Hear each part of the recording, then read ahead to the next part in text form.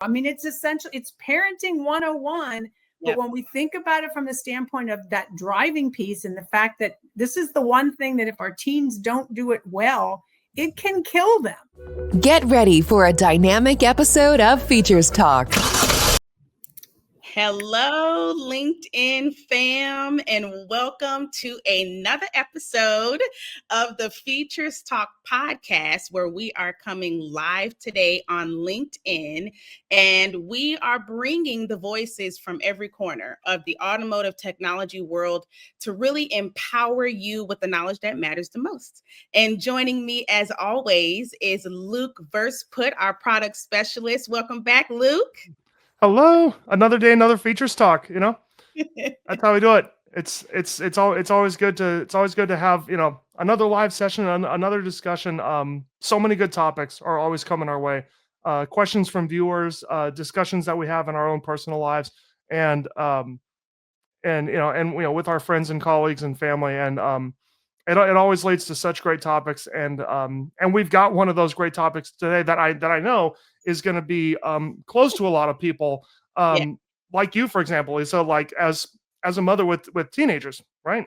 Yes, I am so excited about this episode. I was sharing with our guests that we had a mom's edition, and so I think now today's going to be a teen edition. And so, yes, this episode is for parents, but I think every person is going to be able to take something away from this conversation. And so, thinking about being a parent, we're buying new cars and we want them to have the latest safety technology, you know, like those technologies that keep us in our lane, or automatic emergency braking to improve the safety while we're driving. That is very important to us. But today, we're talking about what happens, you know, when the person who needs that tech the most, like our teen drivers, either don't trust it, or worse, they are over relying on it. Okay, because that is a real thing. So today we're tackling that disconnect between the tech and trust amongst the teens. And so, how do we as parents and safety advocates really bridge this dangerous gap? And so there is no one better to help us understand that than one of the nation's leading experts, okay, in driver safety. It is Pam Shadel Fischer. I am so excited to have you join us today. Pam is the Senior Director of External Engagement at the Governor's Highway Safety Association, doing just very, very vital work. She is the co-author of a brand new 3rd edition of the Essential Parenting Guide. I got mine today. Can you see? There we go. Can you see it? I got mine today. Not so fast. There you go. There it is right there. Through the dangers of driving. And Pam believes that everyone has the right to the road, and has that made her priority, honestly, throughout her 40-year career in traffic safety. And so, as a former state highway safety officer director, she leverages that expertise, helping GHSA members maximize their resources to develop and implement impactful highway safety plans and programs, as well as build successful task forces and coalitions. So there's something super cool that I can relate to about Pam, is that she prefers to walk rather than drive, and believes that everything is within walking distance if you have the time. And I totally can relate to that. So Pam, thank you so much for joining us today. Well, thank you, Lisa and Luke. I'm really excited to be here. Since we've met, Lisa, I mean, you energize me and motivate me. And I'm just really thrilled to be on with you guys today to chat and to hear from some of your viewers and listeners about their questions and how I can be of help. So this is awesome. I'm thrilled to be here. I am so excited. And, you know, I told you before, we like to have fun on the podcast. We like to have organic conversations, because I think the best information comes out of organic conversations when we are all, you know, kind of in our lane and our expertise. And so I like to do an icebreaker question before we get started. Okay. So my question is, as a parent and nationally recognized safety expert yourself, what's one driving habit or rule that you can remember from your own parents that has definitely changed now that you are the co-author of Not So Fast. That's really a good one, and that's very ironic. I'm really excited, but also a little embarrassed to share this with you. So, when I was learning to drive, my mother and I spent a lot of time together in the car. I drove with my dad too, but my mom was my primary teacher, and my mom passed earlier this year, so I know she's going to hear this. She's going to laugh because I truly believe they always stay with you. But I remember driving to, I think, a piano lesson or something, and the speed limit sign said 35.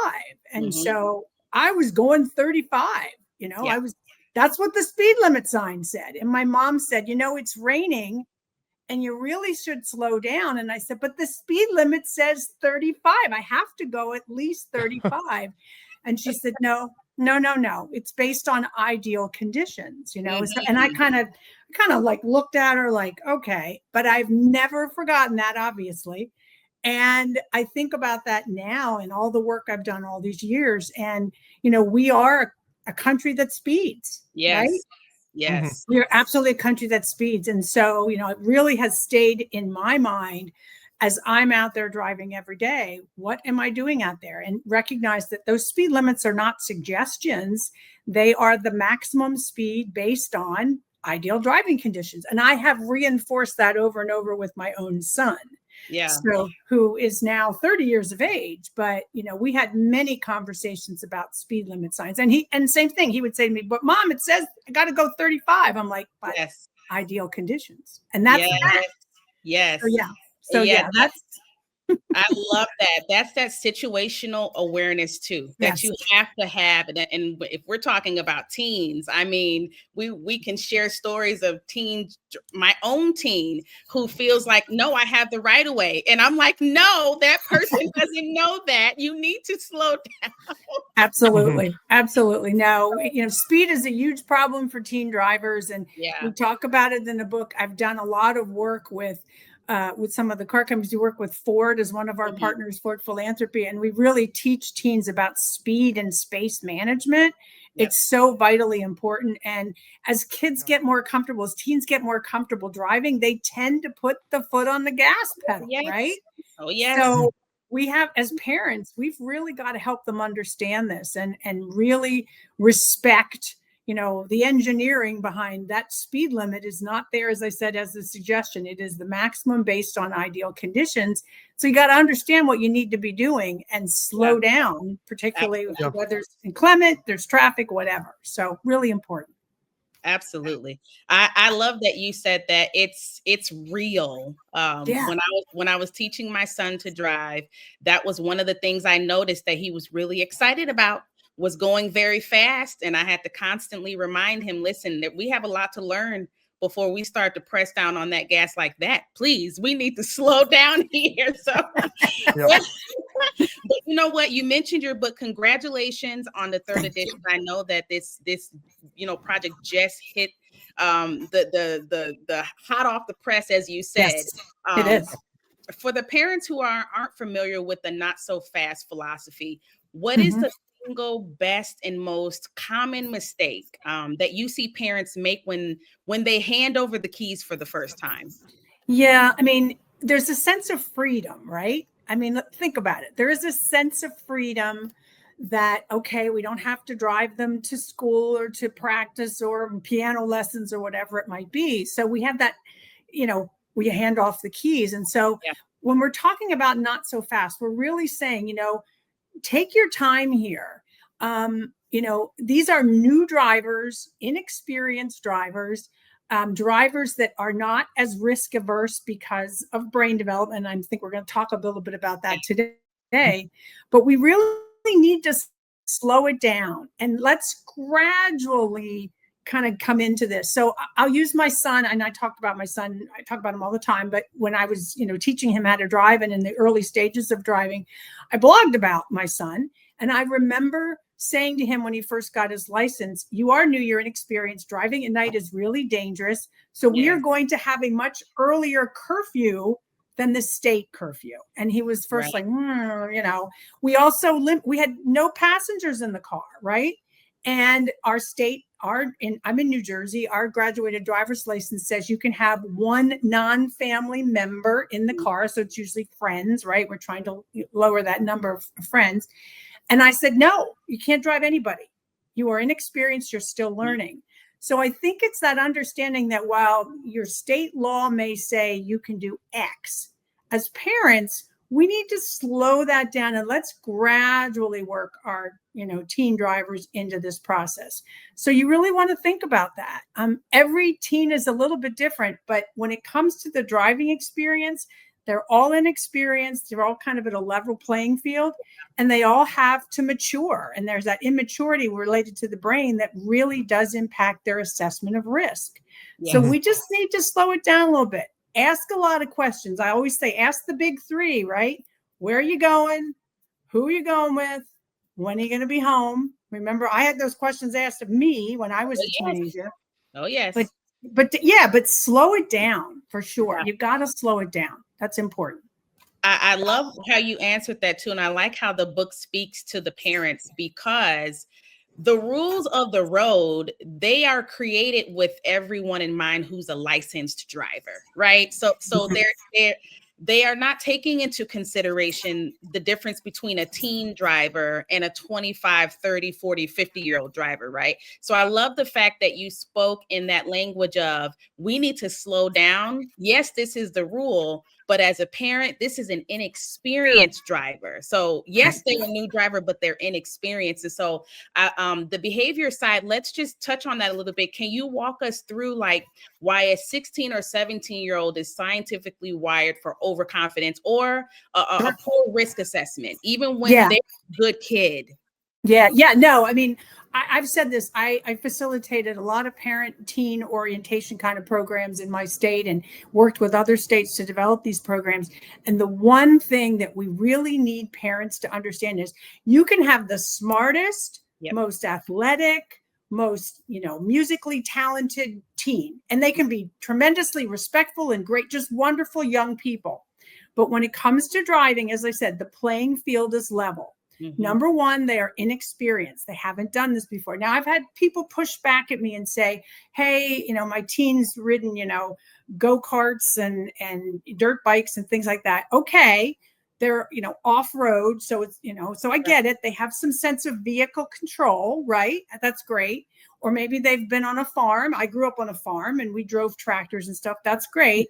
And that's wonderful. That's a good start, but it's not the same thing as being out there on the road operating a motor vehicle. So that's the number one piece. Number two is that our brain doesn't fully mature until about the early to mid 20s. And it tends to be, boys tend to mature, sorry, Luke, a little bit later than girls, but that's what we know. We see this very often. From personal experience, can verify that. Okay, that's fair. So when we think about that and the part of the brain that assesses risk, right? That part of the brain is part of that maturing process. And it really doesn't, it's one of the last things to develop. So we're out there on the road and we're driving and we see something as adults with fully developed brains and we go, whoa, I see that car pulling out of that driveway. I need to, slow down, give them some space. Or, I see something, I see a, big vehicle coming, wide load, I got to move over. We see those things and we recognize risk.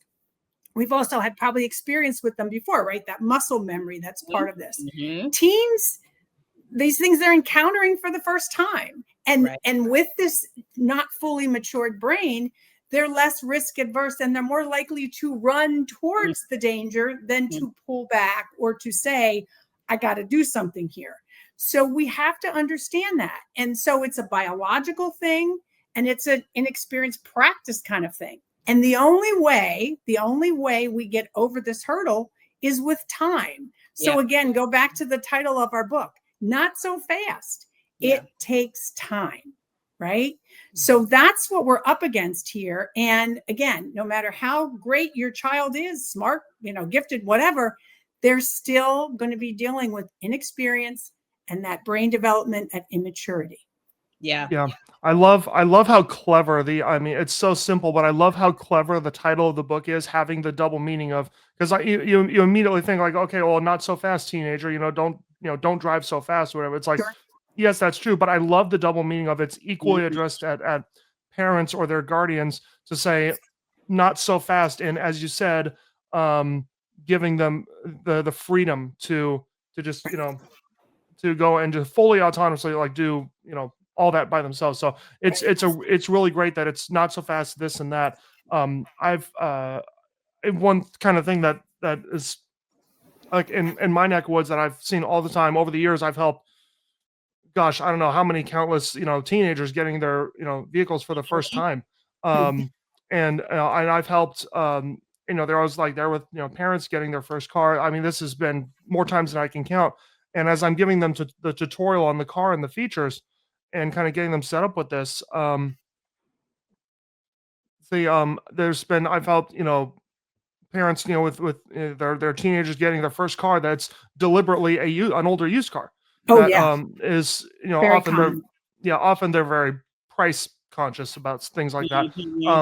Sure. And also they want something that is low performance, that is not, doesn't have any pretense of being a sports car, which is fair. And so, but then also there's a lot of parents that would get their teenagers a brand new car for specifically what we talk about, what especially at Features First we always talk about, is the importance of brand new safety features. Right. And it's been interesting for me to see there is certainly some variation from some teenagers who are a little bit apprehensive about, it's more speaking with like the brand new cars with more safety features. Yeah. Some are a little more apprehensive about what can it do, what can it not do.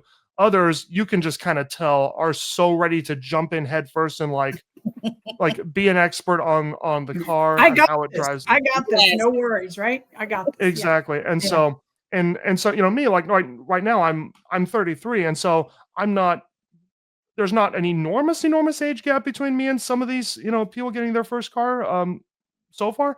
And it's like I kind of understand that mentality with my also later maturing brain. And so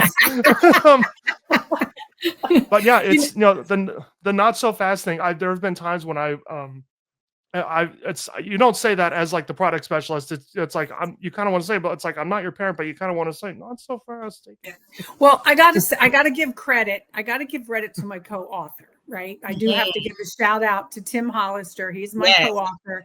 And actually, Tim, the book originated with Tim. He did the first edition, and I actually met Tim. Tim unfortunately lost his son Reed in a single vehicle crash. Due to speed was a factor for sure. And Tim said, he says this all the time, I thought I knew so much about this, and then I learned how much I didn't know. And so he really came up with the title of the book based on some blogs he had been doing about his experiences.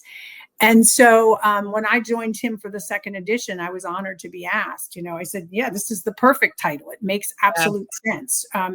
Because everything we talk about in here is really about, slowing it down, being fully engaged with your teen, understanding that this is a long-term process, right?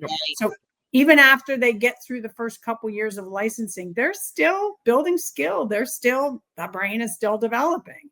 So yeah, I mean, it definitely takes time, and everybody matures at a different pace. So so I appreciate what you're saying, Luke. Absolutely. I mean, I really do. Thank you for that. And I'm not sure if Tim's listening or watching, but I will pass on the kudos for sure.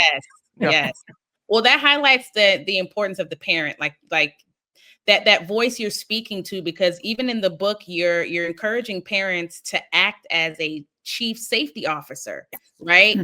So a chief safety officer in a company knows their team, and not all team members are in the same spot. And so for some of the parents that are listening, what does that job title actually mean in practice, especially during those first most dangerous months of driving, like over the next 12 months?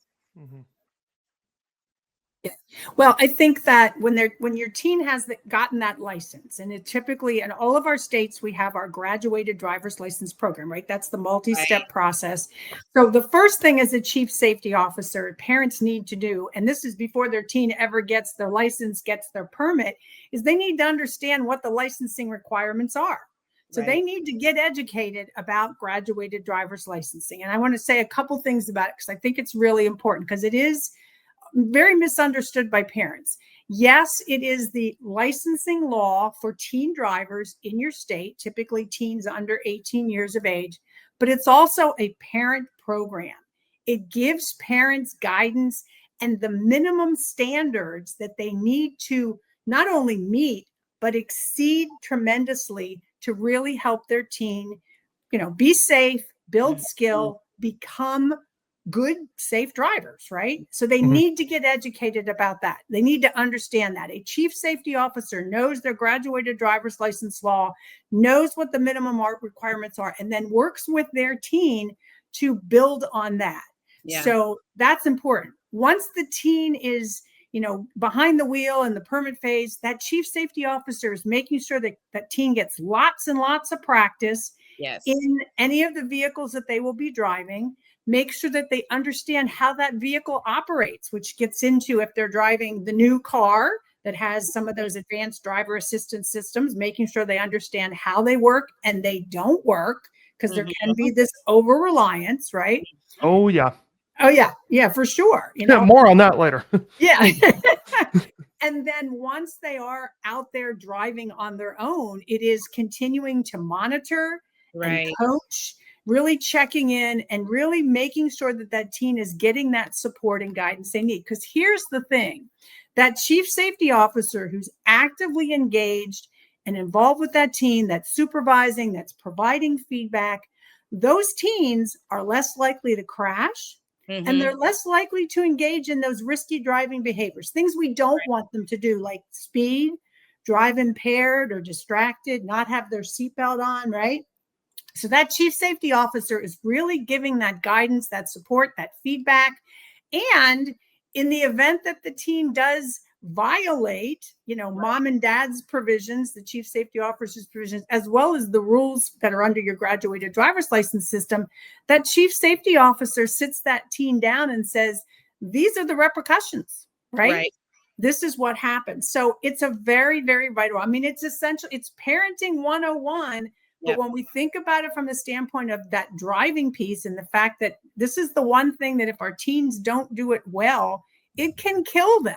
Yes, right? absolutely. So as that chief safety officer, we have to understand the vital, vital role we play and that it is essential. That is how we have to look at ourselves as parents with teen drivers. Absolutely. Oh yeah. I completely agree with you. That's pretty much, I didn't call myself the chief safety officer, but now that I've heard the job description, I was definitely officer, because you do have to think about like all the areas that need to be taught. And so of course my experience was really technology focused because it was in his face. Like there was technology there that I didn't think to have a whole separate section about what the technology does and what it doesn't do, and here's your responsibility with it. And so we talked a bit about that, the driver assistance systems, but in your work at GHSA, Pam, do you find that teens typically understand what ADAS features are, or do they just kind of like see them as annoying, or they ignore them?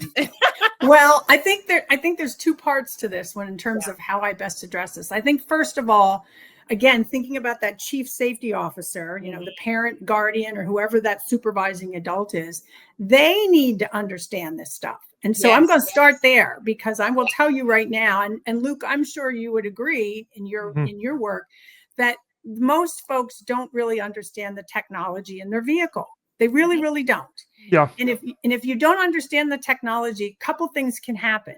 You can either ignore it, you can turn it off, or, in some cases you may become so over reliant on it that you think that, the car's going to handle that. Yep. Mhm. And that is certainly not the case. And we're talking about what we call in our business, the level 2 driving, which is you are the driver. You continue to be the driver, and there are features in your vehicle that can help you. So starts with the chief safety officer. They have to understand this technology so that they can help their new driver understand what it is, what it does and doesn't do. And the number one thing, if they learn nothing else, is that this technology is there to help you, not replace you. It is the supplement, right? Yes. And there is this mindset out there that these cars are going to drive themselves. And I like the example of the one you shared with me, Lisa, about your son, where, you know, it had the lane keeping assist. And he was like, well, it'll take care of keeping me in the lane. I don't have to worry about that. No, that's your job. Right? That's right. Yeah. That's right. Yeah. So folks have to understand how this works, and then really, you know, make sure that they're transitioning to, you know, they're explaining this to their new driver and then working with their new driver. So when you're behind the wheel out there practicing and you're in a car with lane keeping assist, and I know I have a Volvo, and when I start to veer a little bit, I get a little flashing thing on my driver dash, but I also get a little tug in the steering wheel. Right. Well, I need to make sure my new driver understands what that's telling them. Yes. Right? So they have to feel it. That's really, really important. So that's a critical thing that has to happen. And it really starts with that, you know, that parent, guardian, whoever that teen is going to be working with, and is being supervised by, to really get to know this technology. Absolutely. I mean, that's you started right where it matters the most, the parents. And that's something we say on the podcast is we have to empower ourselves. So then we can empower our children with the knowledge. But I take it a step further and go deeper and say we have to model it. Yes. Right. Oh, absolutely. Oh, yeah. There, you know, the average age of cars on the road is like, you know, 12, 13 years old, maybe even older than that now. And so there is a gap of even at that, as a parent, understanding, okay, what all should I know about the technology? And that was what I ran into when I was looking for resources as a parent, which is why we created FeaturesFirst Auto. You know, it's because there are parents that they're starting from base like foundation of even what driver assistance systems are. So I love the fact that you started with the parent as the chief safety officer. You kind of have to hold that knowledge in your mind and then share it with your teen as you see them, you know, begin to interact with some of these technologies. So I do have a question when it comes to that as a parent, though, is how would you just give advice to parents to coaching their teens through specific features like blind spot monitoring, because I myself use it all the time, right? Sure. So yeah, there is a behavior that you pick up where you're not always looking over your shoulder. So, you know, you have your teen and you're telling them don't over rely on these technologies, but also I think it's important to bring to the awareness that there are habits that you can create to where you don't look over your shoulder. So you need to be aware of that, because what if you get in the car and it doesn't have blind spot monitoring? So how would you say, you know, to a parent, coaching them through that specific feature and not using it as a crutch? Yeah, I think you hit on something I think is important. And we have heard from parents who've said, you know, I'm a little leery of putting my teen in a car with some of this technology because I don't want them to be over reliant. And so I think it really starts with teaching them the basics, thinking that there is no technology in the car.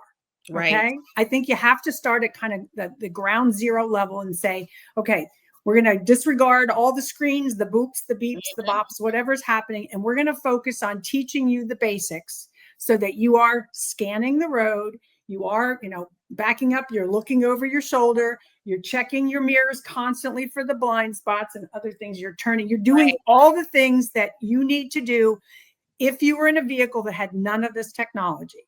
And you've got to focus on that and practice. And then you start to gradually bring in this technology. And as you do it, you really have to have those conversations about the technology. Okay, you've got a backup camera. That's great, but I still want you to look over your shoulder. Yes. Okay. Yep. So because, you know, at some point your backup camera, if say it snowed that day and it's covered with snow, you can't see anything. right? Yeah. Or maybe it gets dirty and, from rain, whatever, and you can't see out the camera. So you've still got to be able to do these things. So I think it's really important, as they said, teach them how to do this without the technology, gradually introduce the technology. If they're just, as they're just starting to drive, take them down. A lot of times I remember going to the school parking lot, right? Yes. And we drove around a lot. So you can do some introduction of those technologies there. So they start to get, a handle on this and start to get comfortable. But I think the key is really build the skills based on no technology. And then, as this is available to them, then you gradually introduce it. So they've already formed the habit of doing these things without it. And that's what we really want. I think that's what's so important.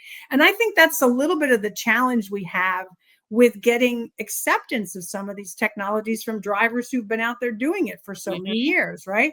Right. I had a neighbor, big burly guy, former Marine, and he had a Ford Explorer and it had the lane keeping assist. And he said to me one day, "I know what you do, and I really appreciate what you do, but I turned that off because it drove me crazy." And I said, "But Dave, it's telling you you're not staying in your lane. It's there to help." "Oh, I know that." I said, "Well, if you know that, then why are you drifting in and out of your lane?" So I think, and he's like, "Well, I've been driving forever, and I said, "Yeah, that's great." So we've got, this generational thing where teens are so willing to try new technology and let it do what it does. And you've got some of the other side of the coin where, "Oh, I've been driving for years. I never needed this stuff. Why do I need it now?" So we got to meet somewhere in the middle. Yes. And again, thinking about the role as the chief safety officer, you've got to model those behaviors, be the driver you want your team to be, right? Yep. And that means educating about ADAS and doing what you need to do, but recognizing that it's there to support and help you, but it's not replacing you, and it's not replacing those basic skills that we all need to have. Yeah. A very big thing that we have I repeat this a lot, especially on on a lot of the podcasts, because it seems to be relevant to every single thing we ever talk about. But whether it's a teenage driver or or someone younger or someone older, we always say, and I've always said for a long time, the number one most effective safety feature in any car is the driver. Yes. The number one safety feature in the car is the driver utilizing safe driving behavior. Absolutely. Yep. Agree. Safe, sober, not distracted, buckled up. That driver, that's the key. Yep. Yeah. You said it, Luke. Amen. Yeah. Yep. My microphone was going up there. And I know, Lisa, like you said, the modeling of that behavior is especially important. It is very important. A lot of things have, I didn't have to repeat myself a lot because I modeled it for my son. Because I do want to drive safe. Am I perfect? No. But I definitely am very aware of the role that technology is playing now in the driving experience. It's important. I mean, we can go deeper into systems like driver monitoring systems. Okay, sure. Those are now becoming mandated when we're looking at driving under the influence, distracted driving. The plague we just talked about with our last guest, the distracted driving on the mobile phone. It is a national plague. And so we think about these systems and having that conversation with your teen about ADAS, what it is, what it doesn't do, and their responsibility when they're interacting with the technology. So you just told that story of your neighbor. His responsibility is to accept the fact that he's drifting. Yes, exactly. I mean, I kept saying, Dave, it's telling you that you've got something going on here, and it's not, you have to understand that. So I think that's really, really important. I really do. Yeah. I think the other thing that to stress about this is that don't assume as parents that when your teen is taking driver training, behind the wheel training, if that's available to them and it's required, maybe required in your state, about a little bit more than half the states require some kind of training, whether it's classroom and behind the wheel. In California, it absolutely is. Yeah. So don't assume that the teen is going to be in a vehicle where they're going to have this technology and they're going to have time to talk about it. All right. Yeah. So the number one, that's I think number one. And number two is, again, in the classroom, they may start to talk about some of these features, but it will be incumbent upon you as a parent to always build on that training. This is a basic training, introductory training. Our job as the chief safety officer is to take what, talk about what they're learning and then absolutely build upon it and just keep, having them learn more and more and more and experience more and more and practice. So don't make assumptions that this stuff is going to be covered in driver education and training. I think that's important. Well, it's not in traditional driver education training, especially the technology side of it. They're still getting there. There's some updating that they have to do too. But like you said, it's important to fill that knowledge gap where you can as the chief safety officer. And I think it's also important to talk about the other flip side of the coin when it comes to technology too. And we briefly touched on this is the over-reliance. So we talked about mistrust, but what about the flip side with over-reliance, and how do we coach a team to not become so dependent on the tech that their own core driving skills, like managing speed and following distance, gets lazy? Yeah, I mean, it's a real challenge. And I think it really goes back to what I said about helping them understand, helping them build those skills, thinking that there's no technology available. I think that's really, really important. And then, continue to drive with your team, even after they're licensed. I know this drove my son a little crazy, but he got his license. One of the things that I appreciate in New Jersey is we have the oldest licensing age in the country. You cannot drive without supervision until you're 17. Okay. So, 17 years old, he's got his license, he's restricted license. He couldn't drive, certain hours and so forth. But I continued to find opportunities to drive with him so that I could continue to coach and monitor what was going on. And then we would have conversations about it. Right. Yeah. And I think that's really important. I will tell you that even he lives in Texas now, but when he comes home, he occasionally he borrows my car. He comes and visits me and he uses my car, and my car is loaded with stuff. I have a Volvo that's got a lot of stuff in it. Oh yeah. And so, I made sure the first time he ever got in my car, and he was somewhat experienced, to say, let's talk about what's in this thing. Right. And let's make sure you understand what's going on here. And he was kind of like, oh, don't worry, I got this. And I'm like, no, you don't got this. You've never seen this car before. Let's talk about it. And we went out for a drive together. So I think it's, again, it's not so fast. Yes, they're fully licensed, or they're licensed with restrictions, but spend time with them so that you're giving them feedback.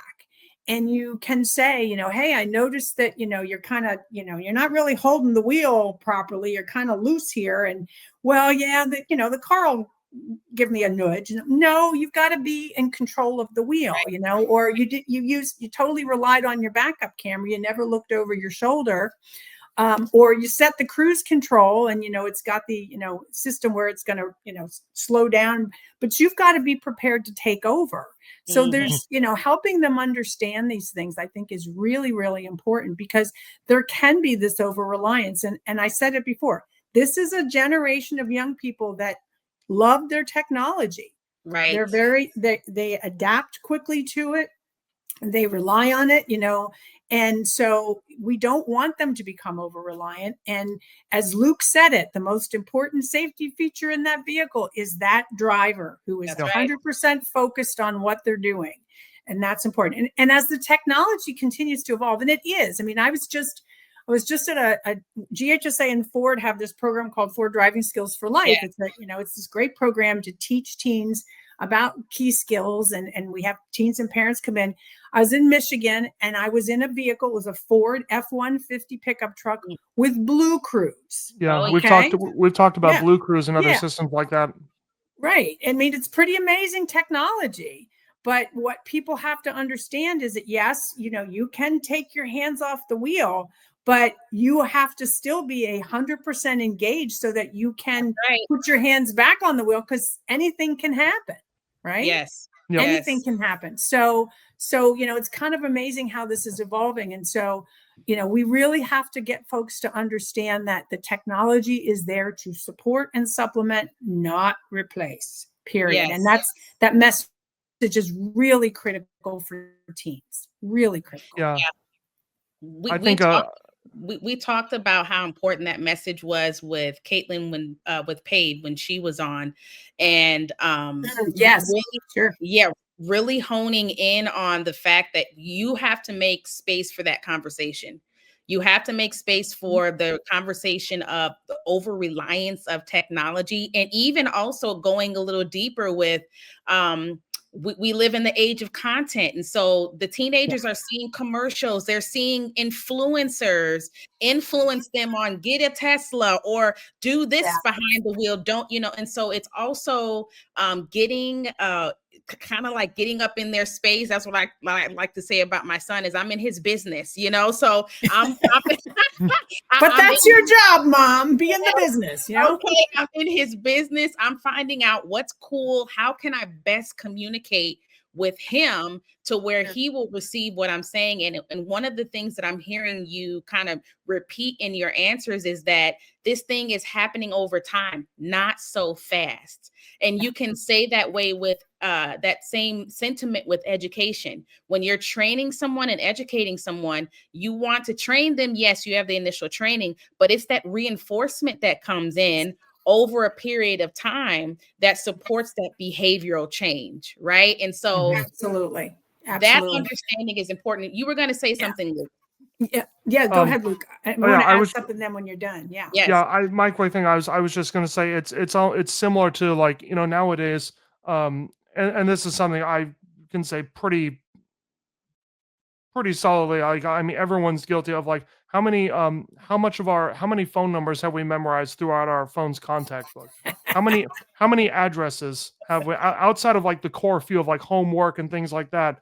Like, right. How many addresses have we memorized of like all the different places that our various navigation systems have taken us? While it's not exactly a one-to-one comparison in that not memorizing a phone number, will like lead to a lethal car accident. Right. While it's not that one-to-one comparison, I think there is something there where it's it just like I just think of that as kind of being similar where it's okay to not memorize every single phone number of every contact you have, but in an age where all phone numbers and addresses are like that accessible, it is still important to like impress upon someone, especially like a young person with a new phone, memorize core phone numbers of like people that would need to be the first people to be reached out to in an emergency. Right. So it's things like that where if you no matter how set you think the technology is going to be, the moment something doesn't work, having that muscle memory of looking through all the windows, looking out the back to like in absence of a backup camera, for example. Yeah. Really well. That really comes in clutch there. Yeah. Go ahead, Pam. No, I gotta comment on one thing you said, because it just makes me chuckle. So, we're talking about our phones and we have all our stuff. I still have a paper list of all important phone numbers and names. It's very rabbit-eared. It's a mess. It's horrible. My son likes to tease me about it all the time. He recently pulled out and said, "I can't believe you still have this." And I said, "Yeah, well, my phone could die tomorrow. What am I going to do?" I was going to say, you know what that paper won't do? It won't run out of battery. Exactly. And it won't shut down for some strange reason. So I think you're onto something here, and that's important, is that we do have to recognize that there's things fail, right? Yes. And so we have to be prepared, and we can't have something fail when we're out there on a highway driving at 65 miles an hour and all of a sudden realize that, oh my gosh, I'm not in control here. You have to be totally in control of the vehicle. And so you need to have those essential skills. And again, the technology is to supplement. I mean, I'm going to say that till the cows come home, but it is just so gosh darn important. So I think the other thing that I can't overstate as well is that you mentioned Tesla. And you mentioned this whole idea of cars driving themselves. There are no self-driving cars. The only self-driving cars that are on the road right now are Waymos. Yep. We have Zooks. We have a few others in that field. Nuro. We have the self-driving trucks from Aurora and Gaddix, a few others. But that's it. There are no Pam, say it self-driving again. cars for consumers. Say right? it again, Pam. None.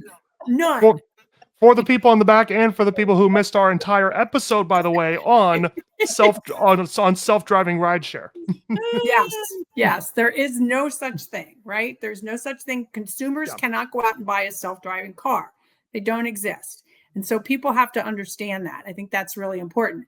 Another piece of this that we also need to focus on when we think about teens is electric vehicles. And I'm sure you guys have probably talked about this, but again, parents, if you are buying an electric vehicle that your teen is going to drive, or you're buying one specifically for your teen, please understand how they operate. And I think about this from the speed standpoint, right?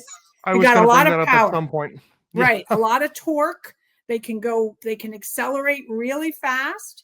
And so really thinking about, what we're doing here, because we know, I've done research on this, that teens, more than any other grade age group, are overrepresented in fatal speeding related crashes. Again, they get comfortable. They start to put the foot down a little harder on the gas pedal. And, in this case with EVs, it's even faster. So we really need to make sure that we understand those vehicles. And if we're putting our teen driver in those vehicles, that we are focused on monitoring what's going on. I think it's vitally important. I completely agree. Not only are they faster, but they don't feel fast. Right. They don't feel fast. They don't sound fast. Evie, we've had a ton of episodes and content on EVs would be putting it very mildly. In our various technology conversations. And one of the big things about EVs is that, they hide their speed more than any other car. There's no engine getting louder. There's no, they hide their speed. It leads to a very, an inflated sense of comfort. Yes. Yeah. I have a neighbor with a new driver, and she was given a brand new Audi electric vehicle. It's beautiful. Oh my goodness. And we live in e-tron. Yeah, we live in a kind of congested little area here in our community. I live in a community, and she comes down that hill sometimes and she doesn't realize how fast she's going. And I said, I'm a walker. You introduced me, Lisa, as an avid walker. And so I see her coming and I make sure I get out of the way. Yes. Yes. So well, they have to create that law with, increasing the noise or the sound that an EV can make, because people were not hearing it approach them. We had enough accidents where someone was injured because they didn't hear the EV. So that makes me think about, and this is something we talk about here on the podcast too, is having this eagle's eye, like 360 view of what is happening in the world of mobility, what's happening in the world of transportation, and understanding tech and all the advancements, but also all of us understanding the part that we play, right? So if you have an EV, you should know that you're going a lot faster than what you possibly think you are. So being aware of that in certain neighborhoods, going slower, Pam, to your mom's advice, going slower. Let's slow this down, not so fast. And so it's very important. That's the only way this is going to really work. That's the only way. You're right. You're right. And one of the things that we have a responsibility also to teach our new drivers, we need to teach them about this technology and how it works. Yes. We also need to teach them about the responsibility they have to operate that vehicle safely, because they are not in their own little private world. They're sharing the road with everyone else. So they need to be looking out for that pedestrian, that bicyclist, that, that electric scooter rider, that motorcyclist, whatever, because they're in a vehicle, they're in something that has, steel reinforced safety cage and airbags and all kinds of things that can protect them, but they're still operating that vehicle. And so it's really important for them to understand that. Now, there's a lot of conversation about pedestrian protection. Great new feature in vehicles, automatic emergency braking. Those are great things. But again, you have to be looking out, that teen and all of us have to be looking out for those folks and not assuming that our technology is going to do that work for us. Right. Really important. So helping them understand the awesome responsibility they have as a driver.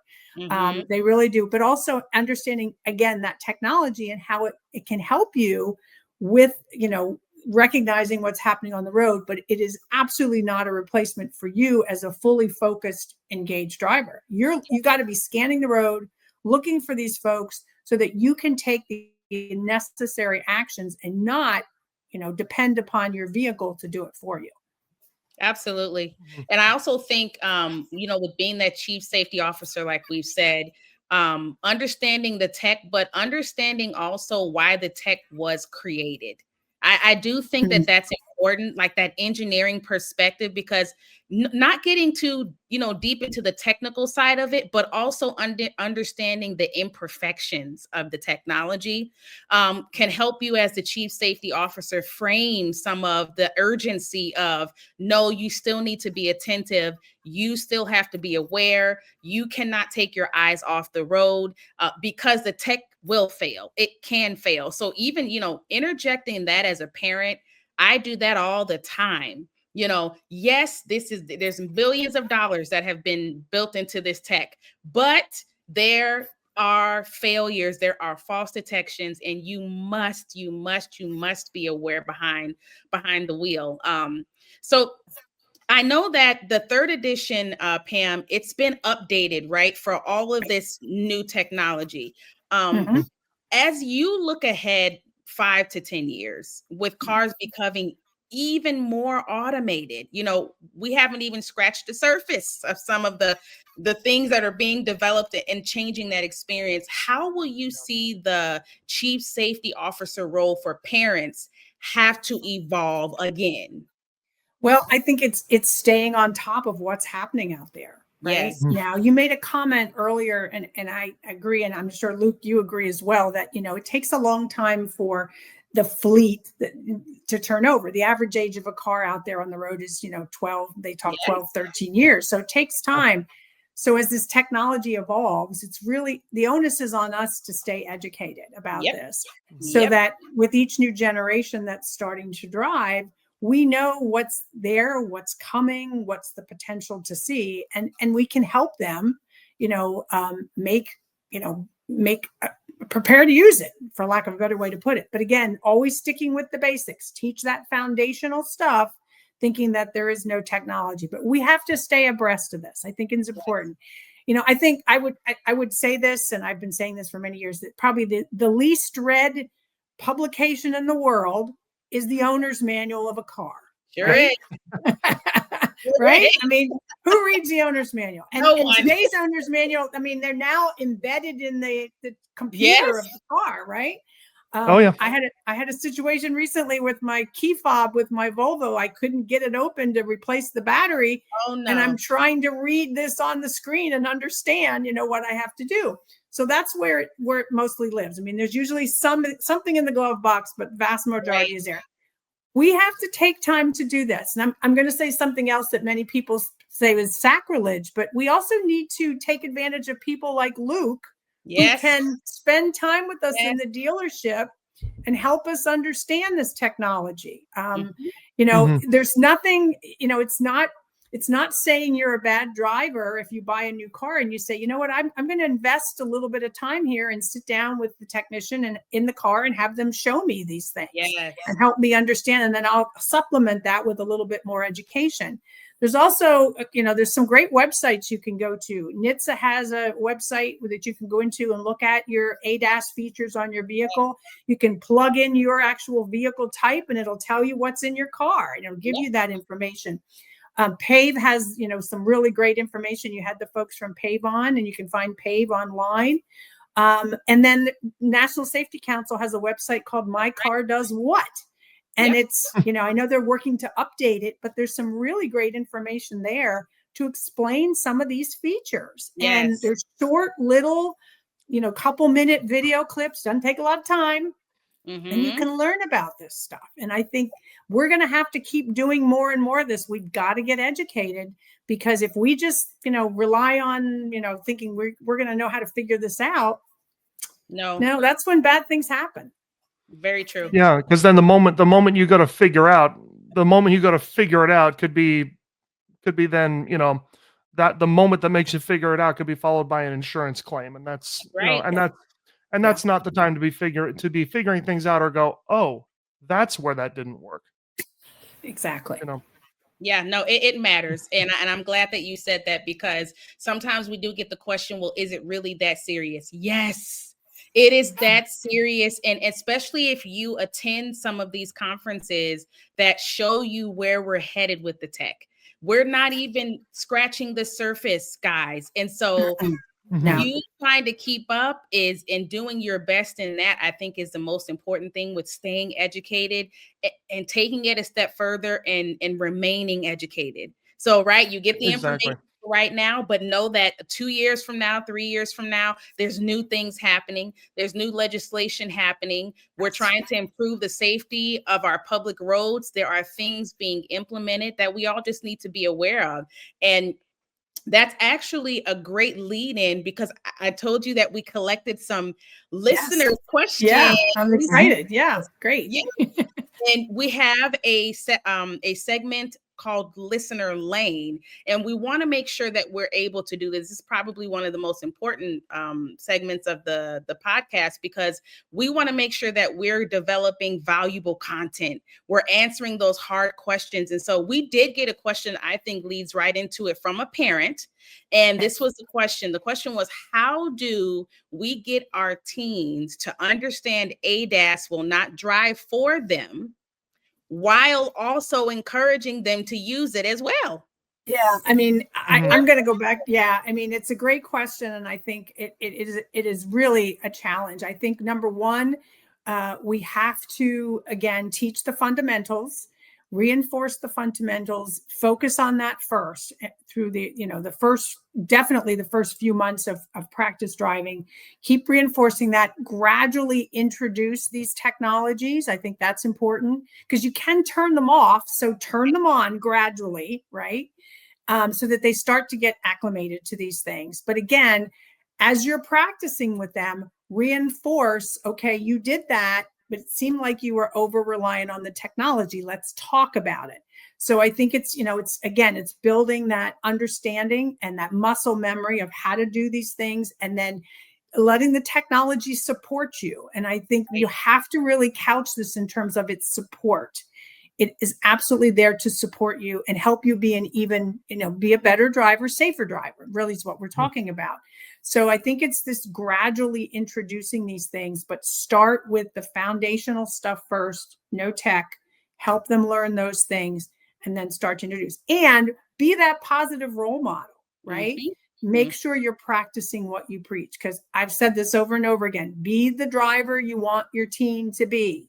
That's right. That means modeling those behaviors, modeling how you use that technology to support you, not replace you.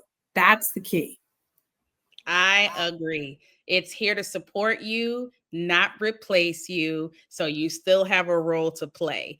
And I think that we can end it right there, because that's a drop the mic moment. That is what you need to do. That sums up everything we talked about today. Oh my goodness, Pam, this has been incredibly insightful. I know that parents are walking away with some really good golden gems, especially the behavioral side. And I love that we touched on that side. I mean, my biggest takeaway is that the car's technology is just a tool. The parent is the coach who has to teach their teen how to use it. That chief safety officer role is more critical than ever right now, especially me being in the industry, seeing where we're going. We have to be that for our teen drivers. Absolutely. Absolutely. And I will say, I want to leave your viewers with this. Yes. This is important.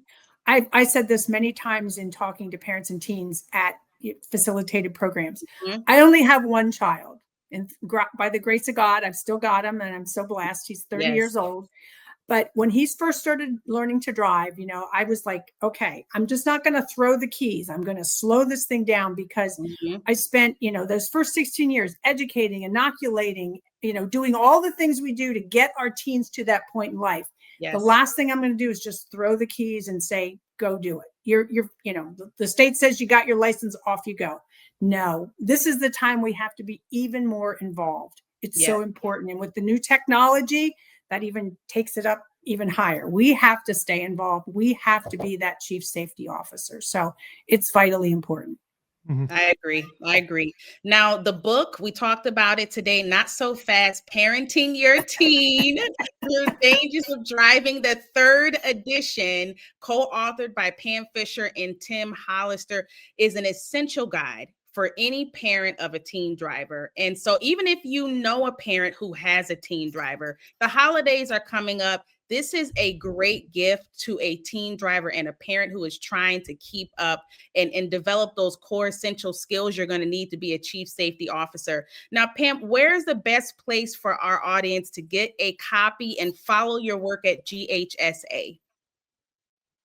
Sure. So a couple things I will tell you. So first, I want to tell you that Tim and I do not make any money off this book. We donate our proceeds to nonprofit organizations working in teen and youth safety. That's important to us. We do this as a labor of love.